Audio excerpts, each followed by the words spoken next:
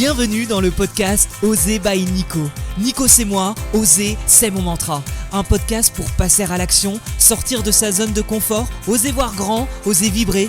Et si on allait à la rencontre de personnes qui brillent dans leur unicité? Est-ce que t'es prêt? Eh ben écoute, c'est parti. Aujourd'hui j'accueille Sabina. À 11 ans, elle fuit la guerre de Bosnie et arrive en Suisse en tant que réfugiée.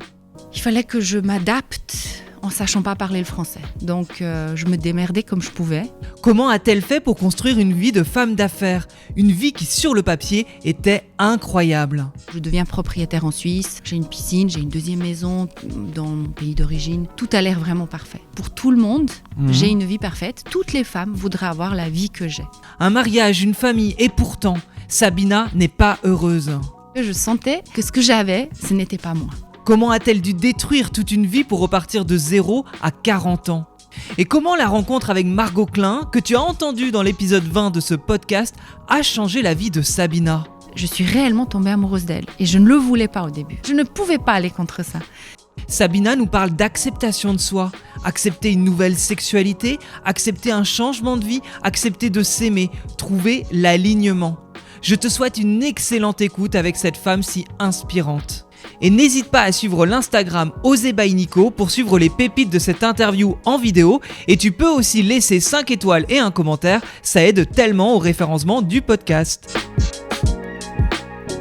Salut Sabina. Salut Nico. Comment vas-tu ce matin? Très bien. Après avoir parlé bien. Dans un stade. Je suis fière de moi. Ouais. Oui, Ouais. je suis fière de moi et je suis remplie de joie, de bonheur. Je suis trop contente. Je suis Ouais. trop contente de ce que j'ai fait. Je m'étais bien préparée et ouais, tu sais, quand tu sens que tu as performé, tu as fait Ouais. ce qu'il fallait faire. Ouais, Tu étais là, au bon endroit, au bon moment. Ça s'est vu. Je vais juste Merci. bouger le micro pour qu'il soit plus comme ça. Parce Très que bien. Tu me regardes de cette façon. Oui, Comme ça tu va l'auras pas le faire. plus devant t'as toi, raison. donc c'est Tu as raison. c'est mieux. Très bien. Comment tu pourrais qui es-tu, Sabina, aujourd'hui? Oh, Te définir. waouh. Très bien. Qui je suis aujourd'hui? Alors aujourd'hui, je suis une femme épanouie Ouais, qui sait beaucoup plus qui elle est. ouais. Parce que je crois que je me suis cherchée environ... j'ai 41 ans, mais...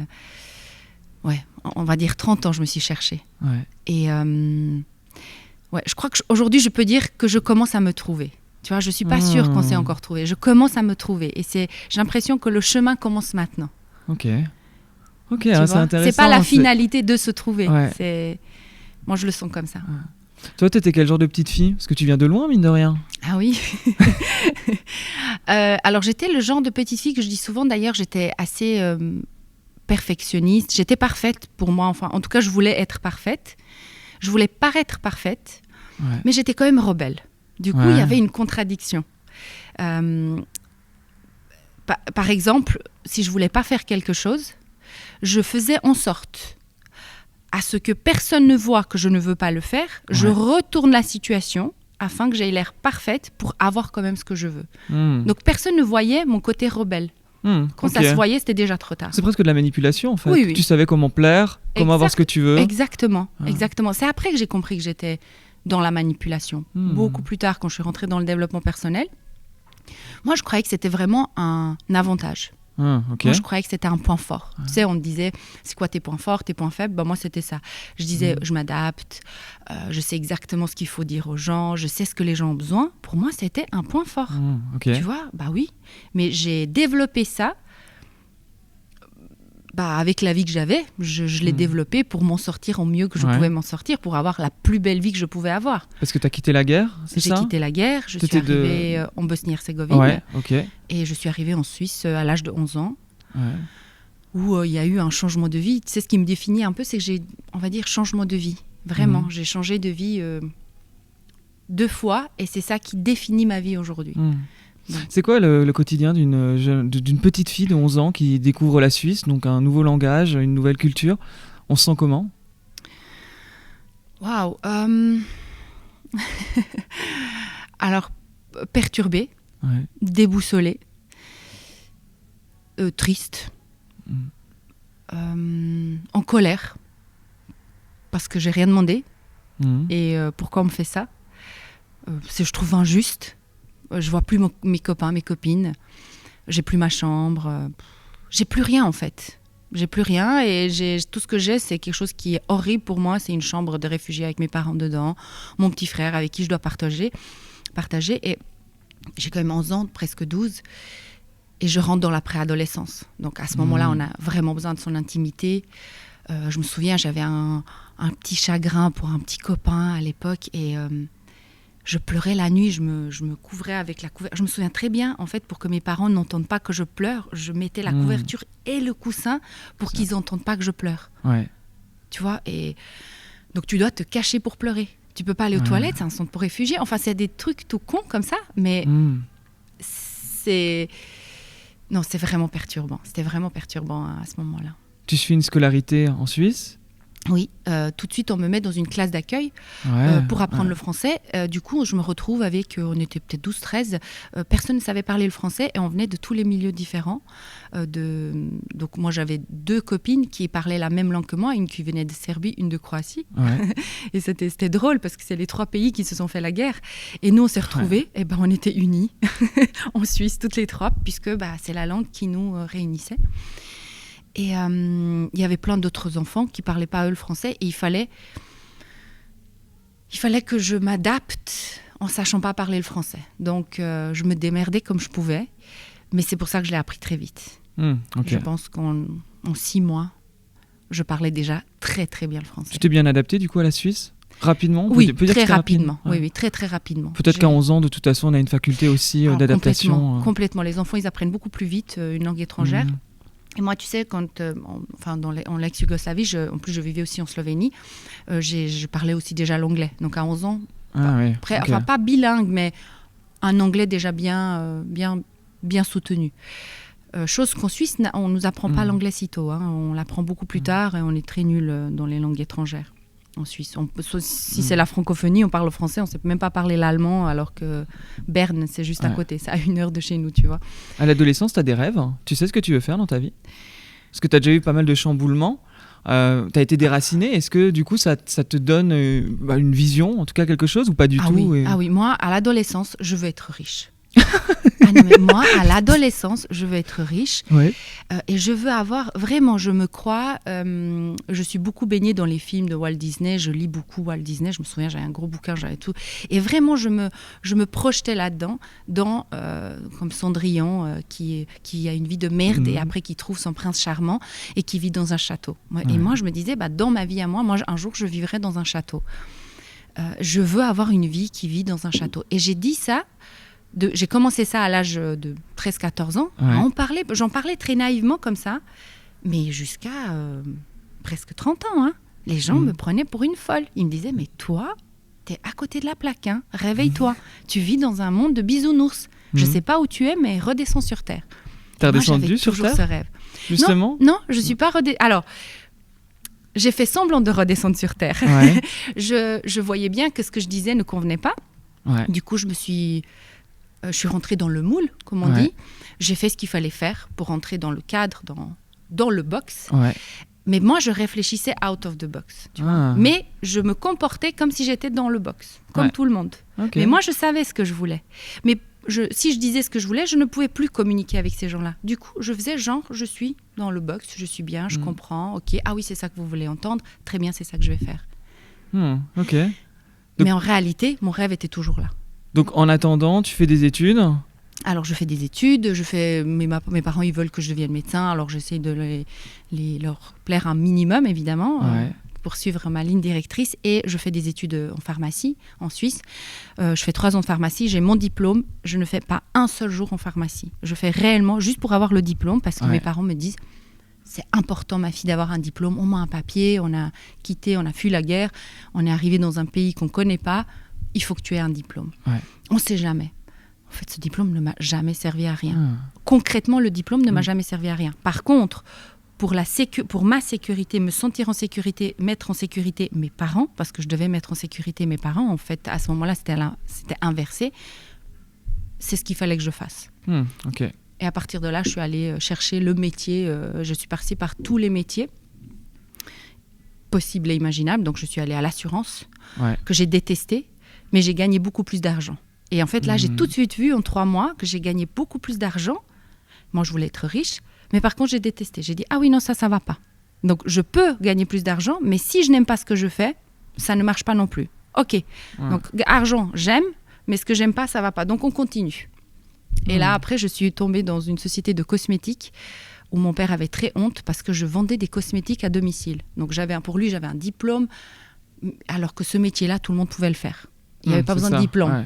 Le regard des parents qui était toujours très présent. Très présent. Ouais. Et je me souviens, mon père, je lui ai dit, parce qu'il me disait, non mais ça, c'est pas bon ce que tu fais.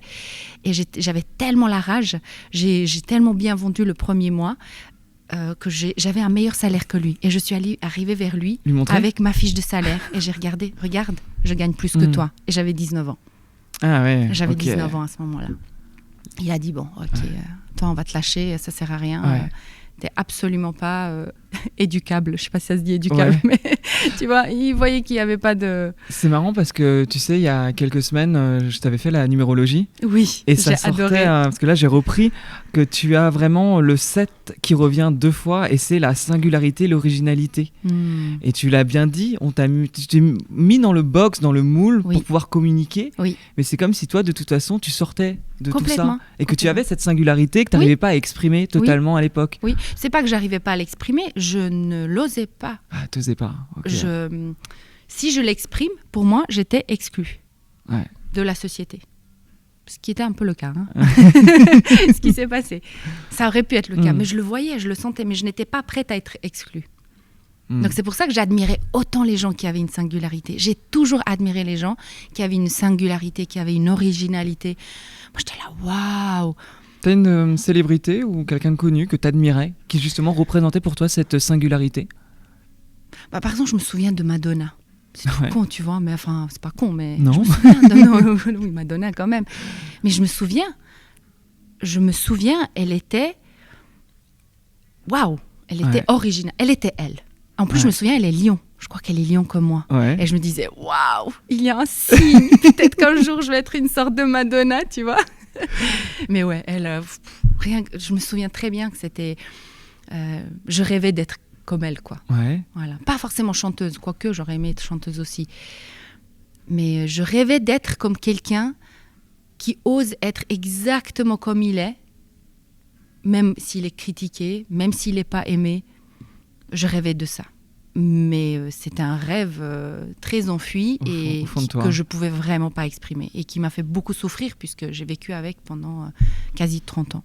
Parce que tu continues, tu touches à l'entrepreneuriat, tu montes une première boîte d'ailleurs. Oui, et tu as une vie parfaite. Alors j'ai ma première boîte à 25 ans, je me souviens, ma fille elle a 1 année, à côté de ça j'ai 3 autres jobs. Je me marie très très jeune.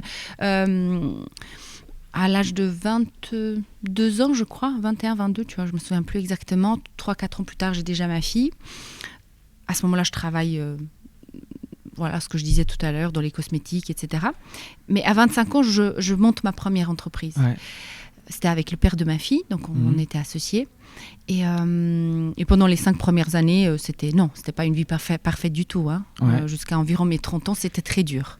Pour le boulot qu'il y avait à faire. Le boulot et toute ma vie, c'était très difficile. Mon mariage était très difficile. Enfin, il y avait des hauts et des bas, mais jusqu'à mes 30 ans, je me dis pas ma vie était facile. Quelqu'un peut-être maintenant qui se dit waouh, on n'aurait pas dit. Non, je sais, on n'aurait pas dit. Mais pour moi, c'était vraiment difficile. J'étais pas du tout là où je voulais être.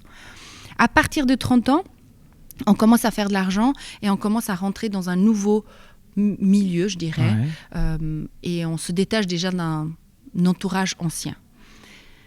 Et à ce moment-là, ma vie commence à devenir parfaite, où je deviens propriétaire en Suisse.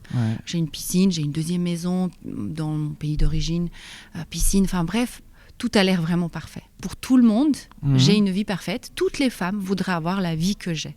Absolument toutes. Je le sais, elles me le disent. Donc moi, par exemple, parfois, si j'avais le malheur de me plaindre ou de dire ça va pas, je me souviens très bien, elle disait, non mais de quoi tu te plains ?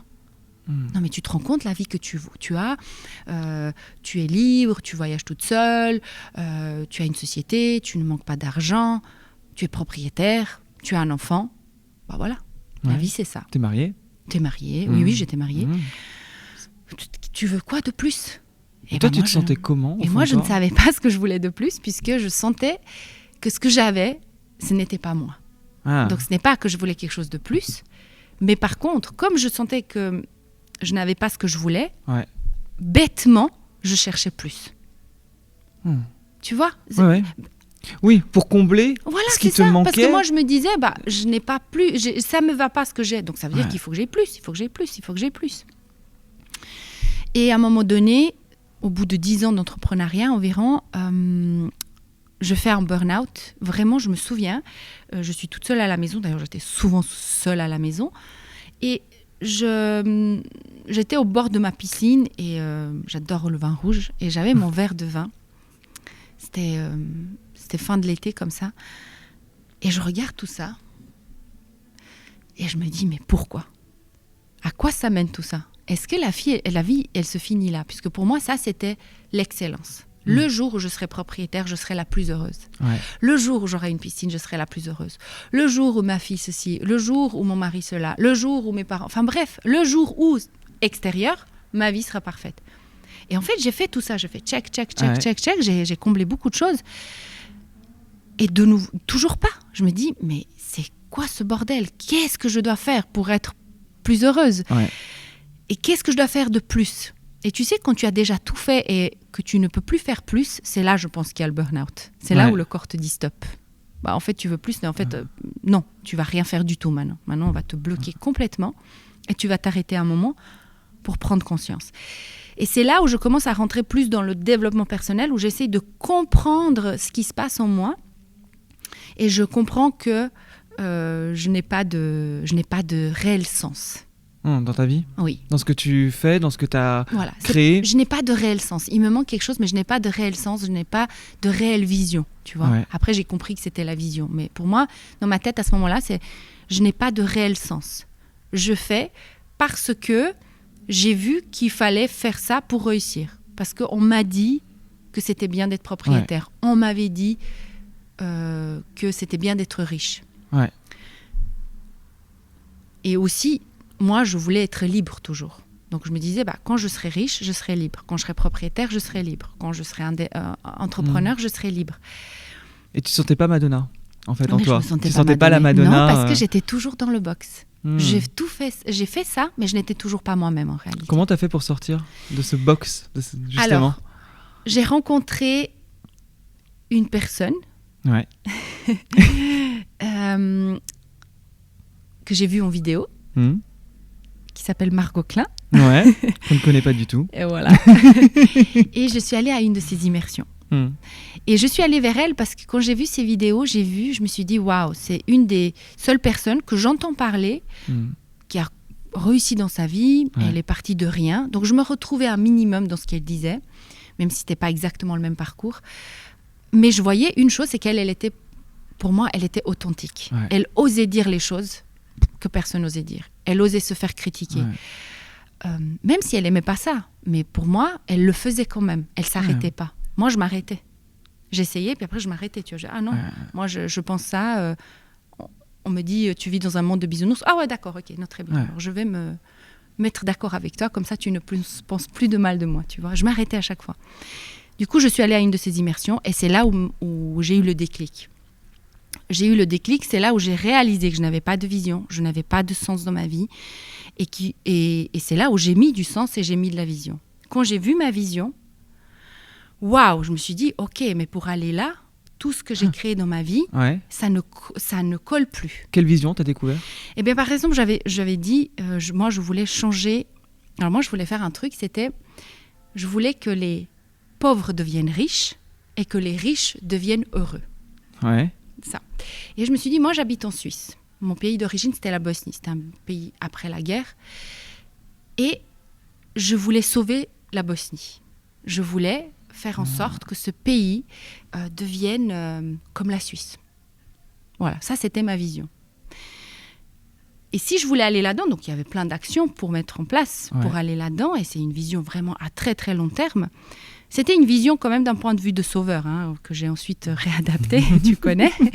Mais à ce moment-là, déjà rien que ça, c'était suffisant pour voir que ma vie à moi ne correspondait plus. Pourquoi ? Parce qu'il y a beaucoup de choses que les gens me disaient que ça ne collerait pas, que je suis à côté de la plaque, que je n'arriverai jamais à faire ce que je fais, que j'ai meilleur temps de me concentrer sur ma vie de tous les jours, la société, etc. Donc tout ce que je voulais faire, je me disais, ah oui, non mais là, mon mari, il n'est pas d'accord. Ah, et puis là, mes parents ne seront pas d'accord, etc. Quand tu découvres ta vision, tu te rends compte que ça ne colle pas avec ta vie que tu as. Exactement, la vie que je veux mener ne colle pas, en fait, avec la vie que je mène. Moi, je veux des choses beaucoup plus grandes. Et surtout, c'est à ce moment-là que je réalise que j'étais pas moi-même. Et tu sais... Oui, vas-y.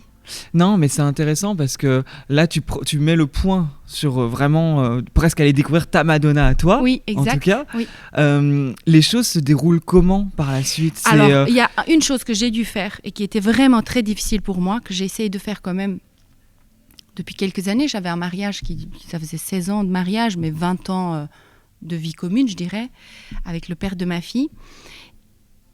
Et tu sais, je ne regrette pas de m'être mariée à cet homme. Je ne regrette pas d'avoir... parce que c'est le père de ma fille. Donc je ne peux pas renier ça. Mais tu sais, quand tu sens que tu n'es pas à ta place, mais que tu es là parce que tout le monde le voulait. C'est les autres qui avaient presque pris les décisions pour toi? Mais oui, mais je les ai laissés prendre ces décisions pour moi. Et c'est à ce moment-là, je me suis dit... Déjà, ça faisait 10 ans que j'essayais de divorcer. Genre, quand je dis ça, tu sais, on m'avait dit comment tu fais pour faire durer ce mariage? Parce que waouh, tu l'as rencontré très jeune, vous êtes mariés depuis très longtemps. Comment tu fais pour durer ce mariage? Et moi, je disais, en rigolant, j'essaye de divorcer chaque été. Donc, chaque été, je remettais le couvert, je disais, allez, on divorce là. Sauf que quand tu fais ça, tu sais, il y a un équilibre qui se fait. L'autre se dit, ouh là là là là, on va divorcer. Attends, on va faire un peu d'effort. Et bam, hop, ça repartait l'année d'après, etc., etc. Et c'était un peu ça. Et c'était ça un peu ma vie. Je me disais, ok, mais je sais déjà ce qui va se passer l'été prochain. Si je ne le fais pas cet été, l'été prochain, je me retrouverai au même point et je lui dirai, il faut qu'on divorce, ça ne va pas, etc., etc. Enfin, tu vois, les femmes chiantes qui ne vivent pas leur vie, elles viennent là et elles disent, oui, non, mais ça va pas, tu dois changer ceci. J'essayais de le changer tout le temps, j'essayais de changer ceci. En fait, c'est moi qui ne le voulais pas. Moi, je ne voulais pas de cette vie.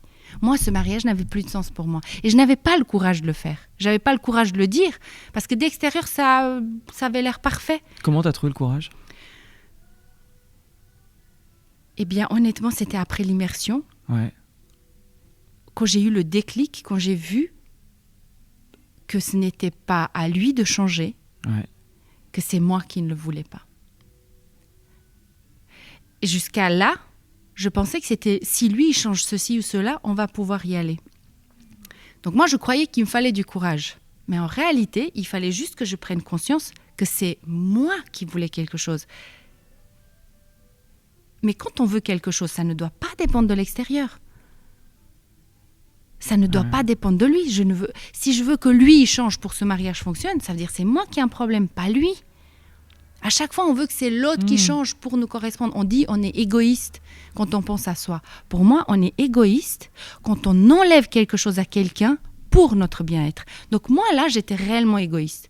Je voulais que lui, il fasse pas ceci, pas cela. Bref, change pour que moi, ma vie soit meilleure. Non, meuf, tu reprends ta responsabilité, tu reprends ta vie en main. Ça ne te convient pas, tu te barres et tu assumes les conséquences. C'est ce que tu as fait? C'est ce que j'ai fait.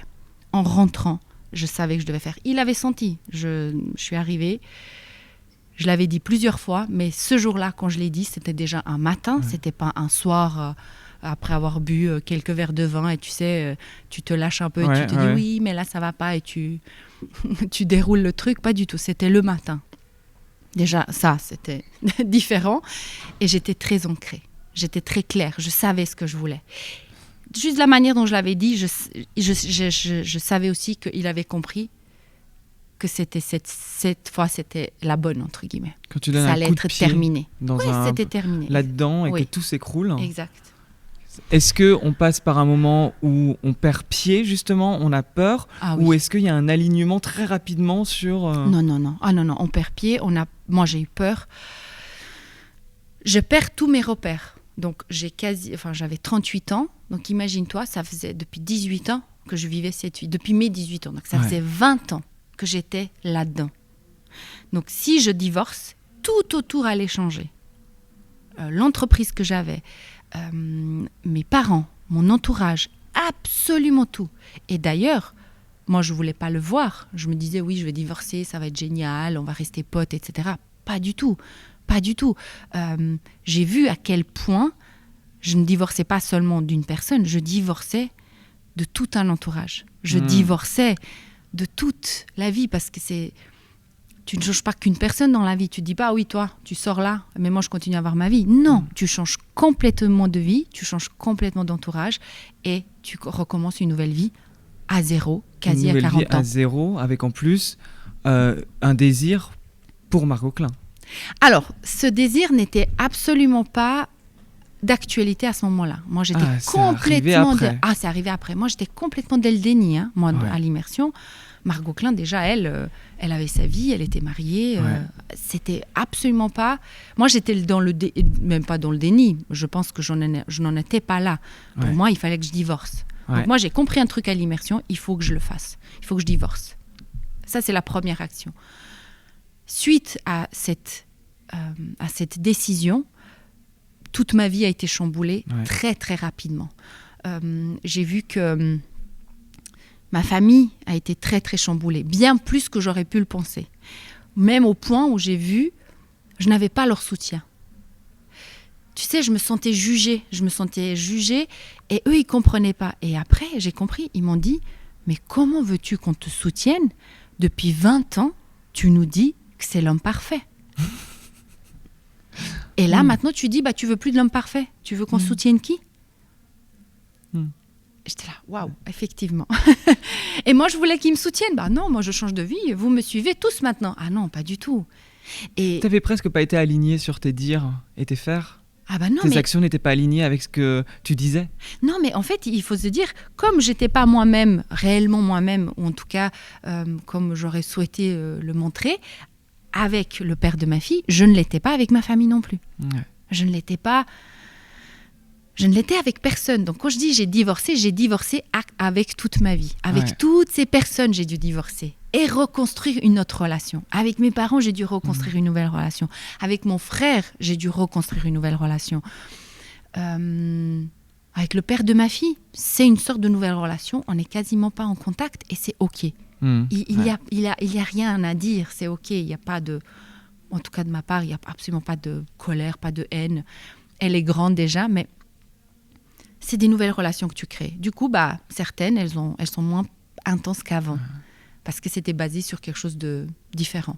Tu passes par le chaos avant de reconstruire donc ta vie. Oui. En tout cas, par un désordre total. Oui, par un désordre total. C'était le bordel total. Et là, tu tombes amoureuse d'une femme. Oui. Et là, c'est nouveau pour toi. Complètement. Je tombe amoureuse de Margot. Ouais. Et là, je suis dans le déni parce que je me dis, mais qu'est-ce qui m'arrive ? Je pense à elle pas comme à une amie, tu vois. Donc, c'est bizarre. Et là, je me suis dit, non, tu fais une... Tu sais, quand on voit, tu sais, des fois, il y a des gourous ou des gens comme ça. Et tu sais, on fait ou des professeurs, enfin, je dis gourous, professeurs, peu importe, des personnes, tu sais, que tu mets en autorité et tu fais une transition, ou je sais pas comment on fait tu projettes quelque chose sur eux, tu sais, j'ai une plus projection. Le mot. Projection, je crois que c'est le mot projection, bref. Je me suis dit, en fait, tu fais une projection là et c'est pas juste en fait. C'est pas juste, c'est juste parce que peut-être tu l'idéalises et il y a quelque chose comme ça. Tu la mets sur un piédestal. Voilà, et puis voilà, c'est quelque chose de cet ordre-là. J'essaie vraiment de voir toutes les possibilités pour ne pas voir le vrai truc. Et en réalité, non, c'était réellement... je suis réellement tombée amoureuse d'elle. Et je ne le voulais pas au début. Vraiment, au début, j'étais là... Non, c'est pas possible, je ne reviens pas. C'est vraiment tombé... Tu sais, on dit tomber amoureux. Hein. C'était le cas de le dire. Hein. C'est tomber. Alors là, je suis tombée complètement amoureuse. Et je ne pouvais rien y faire. Genre, mais rien du tout. Rien. Je ne pouvais pas aller contre ça. Alors, bon, là, je vais un peu vite, mais juste avant ça, avec Margot, on avait déjà fait une immersion toutes les deux parce qu'on avait travaillé ensemble. Ouais. Et plus j'étais en contact avec elle, plus je réalisais ça, plus je voyais que, oui, j'avais des sentiments qui se développaient, etc. Et puis au bout d'un moment, au bout de quelques mois, c'était fin de l'année 2019, Oui, là, on commence vraiment déjà... Elle aussi, elle commence à voir qu'il y a des choses. Elle, de son côté, elle avait déjà mis le divorce aussi. Ouais, de son Mais côté. rien à voir avec moi. Elle ne savait même pas que moi, j'allais divorcer. Elle savait que je l'avais dit à l'immersion, mais après, elle m'avait avoué, elle m'a dit, honnêtement, je ne savais pas si tu allais le faire. Il y a plein de gens qui viennent à l'immersion, ils prennent des décisions. Ils prennent des décisions, mais ils ne vont pas jusqu'au bout une fois quand ils rentrent dans leur vie réelle. Donc, elle m'a dit, j'avais un doute si tu allais le faire, tu vois. Voilà. Et elle était complètement... Alors, c'est pas du tout la même histoire. Enfin, moi, j'ai vu ça beaucoup plus vite. Je suis tombée amoureuse d'elle beaucoup plus rapidement. Ça a changé totalement ta vie. Vous avez commencé donc une relation, à travailler ensemble. Très rapidement, ma mère a tout de suite vu, parce qu'on avait fait une immersion en Bosnie. Ma mère, elle nous a tout de suite cramé, mais genre tout de suite. Et je me souviens, on mangeait chez elle, elle me dit oui, en fait, papa se demande, et Margot était assise, oui, en fait, papa se demande, vous avez réellement juste une relation professionnelle toutes les deux? Et là, je la regarde et je souris. Et non, mais ma mère, je te jure, alors c'est elle sait très bien manipuler. Hein, heureusement, manipulation, c'est pas forcément connoté négativement. Hein, ça dépend à quel usage on le fait. Et en fait, après, elle m'avait avoué, en fait, non, c'était pas du tout son père. Ton père, il voit rien. Même aujourd'hui, je crois qu'il voit pas. Mon père, même aujourd'hui, il réalise pas. Il le sait, mais je suis pas sûre. Tu vois, ma mère, elle a tout de suite cramé. Elle a tout de suite vu. Et elle était contente pour moi, mais c'était très difficile. Je pense qu'elle s'est dit peut-être c'est une passade, tu vois. Ouais. Mais quand elle a vu que c'était très sérieux, que ça devenait vraiment très sérieux, qu'on habitait ensemble, qu'on a ensuite, donc là récemment, on a acheté une maison ensemble. Ouais. Là, elle se dit, ouh là là là là, alors là, c'est vraiment quelque chose de sérieux. C'est plus une passade, tu vois. Donc, elle est obligée de l'accepter, en fait. Elle a pas le choix. Toi, aujourd'hui, quand tu vois le chemin que tu parcours, que ce soit professionnellement, ta vie personnelle et professionnelle avec Margot, hein, tout est quand même très lié, avec Héritage IO que vous faites actuellement, d'ailleurs. Oui. Margot m'a raconté à quel point c'était pas simple, en tout cas. Oui, c'est vrai. En tout cas, tu as le sentiment, justement, d'avoir trouvé la Madonna en toi? Oui. Tu sais, j'ai l'impression de prendre ma revanche. Ouais, vraiment, prendre la revanche sur la vie. Genre, je suis arrivée réfugiée, j'ai tout dû recommencer à zéro. J'ai dû recommencer à zéro 2 fois parce que quand j'ai vendu mes parts, quand j'ai divorcé, je me suis retrouvée quasi sans rien. En tout cas, très peu par rapport à ce que j'avais. Donc, j'ai dû refaire, tout refaire. Et aujourd'hui, je suis à la tête d'une société d'investissement en Suisse avec Margot. On a plusieurs entreprises. On révolutionne l'économie, on révolutionne l'investissement avec la blockchain. Et je me dis, waouh, là, je suis en avance. Là, je ne suis pas en mouvement, je suis out of the box, je vis ma vie, j'applique tout ce que j'ai appris, je l'applique concrètement dans les projets.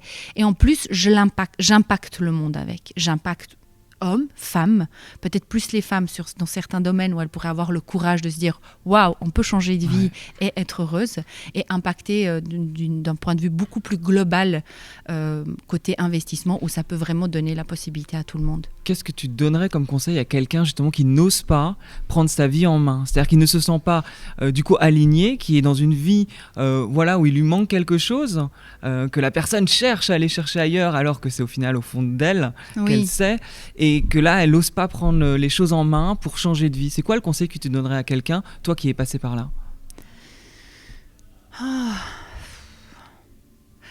Tu sais, c'est toujours des conseils un peu bateaux qu'on donne comme ça, mais moi, je dirais que la personne qui veut changer de vie, elle doit juste être prête à accepter le négatif qui va venir avec.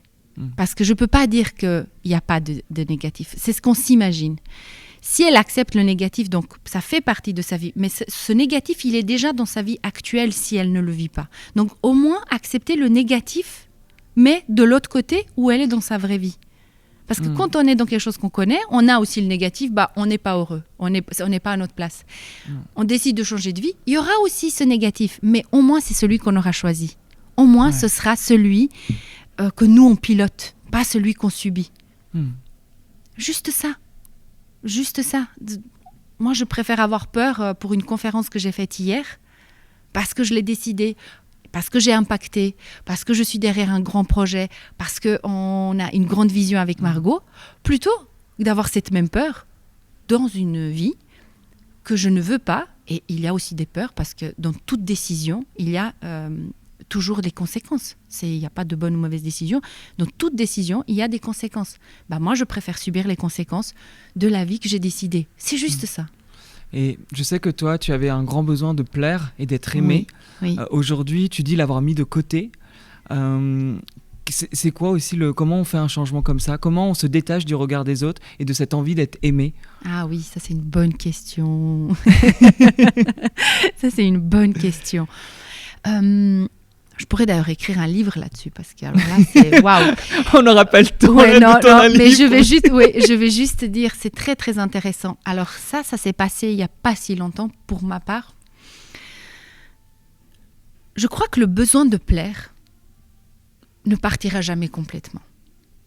Déjà ça je l'ai accepté, parce que moi je voulais ne pas plaire du tout. Parce que tellement le besoin de plaire était grand, et le besoin d'être aimé, tellement je l'avais mis à l'extérieur, du coup on veut faire le scratch, et on veut se dire « Ah non, en fait, moi, je veux arriver à un point où je ne veux pas du tout être aimé. » Mais on est des êtres humains qui vivons sur une terre, tous en communauté, qu'on le veuille ou pas, on doit interagir. Donc si là, toi, je ne te plais pas, ce podcast, il va être nul à chier. Tu ne vas pas aimer, moi je ne vais pas aimer, les gens ne vont pas aimer. Donc, à quoi bon? Donc, le besoin de plaire, il y a un minimum, il faut, je pense, l'accepter. Là où ça devient problématique, c'est vraiment quand ça nous empêche de nous plaire à nous-mêmes. La bascule à faire, c'est est-ce que je veux plaire plus à l'autre qu'à moi-même? Du coup, on peut aller juste doucement se dire, OK, moi, je veux plus plaire à moi, même si je veux quand même plaire à Nicolas. Je veux quand même que ce podcast soit bien. Je veux quand même te plaire un minimum, tu vois. Je veux être un minimum apprécié. Mais je veux plus, moi, me plaire et dire des choses que je veux dire. Tu vois? Mais c'est pas genre en mode... moi, je dis ce que je pense, mais en fait, je m'en fous complètement ce que tu penses de moi. C'est pas vrai, tu vois. Ce serait pas sincère. C'est super parce que je trouve que ça déculpabilise beaucoup, justement, d'être soit dans un camp, soit dans l'autre. Mais oui, puis surtout dans l'autre camp, on n'y arrive jamais. Et que la vie est une... Et en fait, il n'y a pas de... Il y a une double pièce, enfin, double face sur une pièce. Mais toujours. Et tu sais, on se dit, OK, il y a des gens. Ils se disent, je m'en fous, moi je m'en fous de plaire à qui que ce soit, je veux juste me plaire à moi, mais je m'en fous, mais à 100% de ce que les gens pensent de moi. OK, mais cette personne-là, elle a d'autres choses à vivre. Elle aura d'autres choses, d'autres conséquences. Tu vois? Donc, oui, mais moi, je n'ai pas envie de vivre ces conséquences-là. Donc, moi, je préfère être dans quelque chose où je peux quand même interagir, mais je me mets en priorité. Avant, je ne me mettais pas en priorité. Avant, je mettais l'autre. Avant, je te mettais toi en priorité. Je me disais, qu'est-ce qu'il lui va entendre? Et puis, moi, j'essayais un peu de m'adapter, mais moi, je ne me posais même pas la question ce que je voulais vraiment. Là, je me mets en priorité. Moi, je veux être bien. Je veux être consciente de ce que je dis, je veux être sincère, ça me tient à cœur d'être authentique avec toi. Mais je te considère aussi, tu vois, ça me tient à cœur aussi qu'on ait une interaction. Et oui, que je te plaise un minimum. Ce serait faux, sinon. Je pense que ça, c'est un point qui parlera à beaucoup de personnes et qui me parle aussi beaucoup. Donc c'est peut-être... Mes questions ne sont pas anodines non plus. Il y a certaines questions qui sont personnelles. On arrive à la fin parce qu'il nous manque peu de temps. J'ai deux petites dernières questions. Une dernière question, c'est la question de Tata Jacqueline. C'est la question de Tata Jacqueline. C'est Tata Jacqueline. Ah oui, Tata Jacqueline, oui. Tata Jacqueline, la tante oui, tout à fait. Qui est un peu à l'ouest et qui des fois, elle réfléchit pas beaucoup. Oui. Et là, Tata Jacqueline m'a dit, mais tu pourrais demander à Sabina ce que c'est d'être une femme cougar aujourd'hui. Oh là là, Tata Jacqueline, elle est coquine. Hein. Elle est coquine, Tata Jacqueline. Eh bien, ça me fait accepter beaucoup mieux mon âge et je me sens beaucoup plus jeune. Ah, ça c'est génial. Oui. Autre petite question. Qu'est-ce que tu as osé de plus grand dans ta vie, Sabina? T'as osé. Mais qu'as-tu vraiment osé de plus grand? De faire mon coming out. Ah. Oui. Pour moi, c'était le plus grand. C'est ça qui a défini... je suis ce que je suis aujourd'hui. Je suis amoureuse d'une femme et je me montre exactement telle que je suis. Mais pour moi, c'est le plus grand parce que j'ai pas le mot finalité, mais il n'y a pas plus haut, quoi. Tu vois, tu peux montrer la réussite, tu peux montrer ceci, cela. Mais pour moi, toute ma vie, j'aurais jamais pensé que j'étais lesbienne, tu vois. Jamais je n'ai eu d'attirance pour une femme. Mais vraiment, j'ai pas souvenir. Peut-être j'étais dans le déni, mais pas du tout. Mais je suis tombée sur la tête quand je suis tombée amoureuse d'elle. Donc oui, c'est quelque chose d'énorme pour moi. Donc ça change, ça a changé, ça a bouleversé toute ma vie. Donc oui, de le montrer et même hier en conférence, de le dire tout haut, avec toute une nature. Pour moi, c'est tellement naturel en fait. Pour moi, il n'y a pas de sexe, tu vois. Moi, je suis amoureuse de Margot Klein, tu vois. C'est tout. Voilà, oui. Mais de le dire et de le vivre, c'est que je suis déjà vraiment moi-même. Mais alors. Beaucoup. Donc pour moi, c'est le plus grand, oui. Merci beaucoup Sabina pour cet échange. Avec plaisir. Je vois en toi une réelle Madonna. En tout cas, tu es toujours très resplendissante et pour moi, Merci. c'était un plaisir là, d'échanger ces quelques mots avec toi parce que tu dégages vraiment quelque chose de très solaire. Merci beaucoup Nicolas. Donc pour te retrouver, il y a ton Instagram qui va apparaître, qui est sous la description. Il y a également le lien d'héritage IO, parce que de toute façon tout est très lié avec, tout est très avec lié. Margot. Oui. Et donc on peut te trouver principalement sur Instagram ? Oui, Instagram, sur Instagram de Margot, sur Instagram de Héritage, un peu sur LinkedIn aussi, voilà. Okay. Mais oui, principalement c'est ça. Je te dis à très bientôt Sabina. À bientôt. Salut. Bye. C'est fini. Trop bien. Ça a été ? Ouais, trop bien. Ça passait vite quand même. Merci d'avoir écouté l'épisode jusqu'au bout. Laisse 5 étoiles et un commentaire afin d'améliorer ton karma. Ouais, je te le promets. Mais surtout améliorer le référencement du podcast. Et tu peux également le partager à un ami, une amie, si tu penses que le message de Sabina peut l'inspirer. Et ça, je n'en doute pas. En tout cas, je te dis à très bientôt pour un nouvel épisode. Salut!